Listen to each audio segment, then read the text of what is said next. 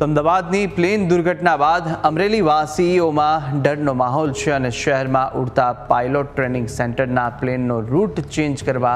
માંગ ઉઠી છે। કેટલાક શહેરીજનોએ રાજકમલ ચોકમાં ધરણા કરીને પ્લેનનો રૂટ બદલવાની માંગ કરી અને થોડા મહિના પહેલા અમરેલીના એક રહેણાંક વિસ્તારમાં એક મિની પ્લેન ક્રેશ થયું હતું, જેમાં એક પાયલોટનું મૃત્યુ નિપજ્યું હતું। આ ઘટના બાદ અમરેલી શહેરના લોકો સતત પ્લેન અકસ્માતના ભયમાં રહે છે, પરંતુ હવે અમરેલી શહેરના કેટલાક લોકોએ આ પ્લેનનો રૂટ ચેન્જ કરવા માટે માંગ કરી રહ્યા છે।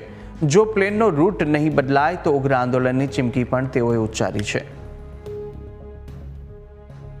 અમરેલીમાં લગભગ 8-10 મહિનાથી એક પાયલોટ ટ્રેનિંગ સેન્ટર નામના 2 કંપની ચાલે છે, તો એના પ્લેન શહેરી વિસ્તારો ઉપર આખો દિવસ અને રાત ઉડ્યા કરે છે અને લગભગ 4 મહિના પહેલાં એનું પ્લેન એક ભક્તિનગર પાસે ક્રેશ થયું હતું, એમાં પાયલોટનું મૃત્યુ થયું હતું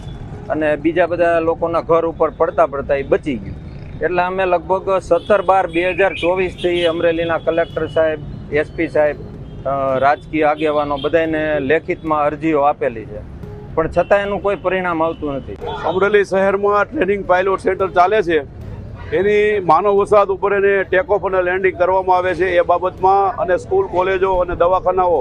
જે સૌથી વધારે ચિત્તલ રોડ ઉપર આવેલા છે અને લાઠી રોડ ઉપર આવેલા છે એ બાબતમાં આજે અમે પ્રતિક ઉપવાસ ઉપર બેઠા છીએ। જો આનો રૂટ ચેન્જ કરવામાં નહીં આવે અને માનવ વસાહતથી દૂર લઈમાં નહીં આવે તો આ ઉગ્ર આંદોલન બાબતમાં કદાચ પાયલોટને પણ એરપોર્ટને પણ ઘેરાવો કરવામાં આવે, એરપોર્ટનો રનવે પણ ખોદી નાખવામાં, ત્યાં સુધીની અમારી તૈયારી છે। લોકોનો ખૂબ રોષ છે અને ચૂંટાયેલા વ્યક્તિઓ જેમાં નગરપાલિકાના સદસ્ય પણ આવે અને